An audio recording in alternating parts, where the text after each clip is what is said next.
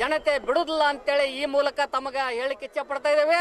ಯಾಕಂತಂದ್ರ ಇಲ್ಲೇ ಮೊದಲೇದಾಗಿ ಧಾರವಾಡದಾಗ ಇರುವಂತ ಎಲ್ಲ ಕಾರ್ಪೊರೇಟರ್ಗಳು, ಶಾಸಕರು, ಸಂಸದರು ಎಲ್ಲರೂ ಒಟ್ಟುಗೂಡಿ ಏನ ನಮಗ ಪ್ರತ್ಯೇಕ ಧಾರವಾಡಕ್ಕ ಬೇಕು ಅಂತೇಳಿ ಅನುಮೋದನೆ ಕೊಟ್ಟಿದ್ರು. ರಾಜ್ಯ ಸರ್ಕಾರದಿಂದ ಕೂಡ ಅದು ರಾಜ್ಯಪಾಲರ ಅಂಗಳಕ್ಕೆ ಹೋಗಿತ್ತೆ.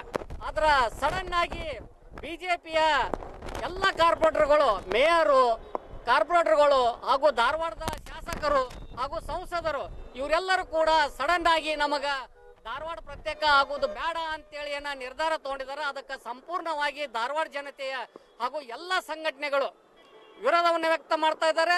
ಇವತ್ತು ಧಾರವಾಡಕ್ಕ ಪ್ರತ್ಯೇಕ ಪಾಲಿಕೆ ಆಗೋ ಮಟನು ಯಾವುದೇ ಕಾರಣಕ್ಕೂ ನಾವು ಹಿಂದೆ ಸರಿಯುವುದಿಲ್ಲ, ಸರಿಯುವಂತ ಮಾತು ಕೂಡ ಇಲ್ಲ.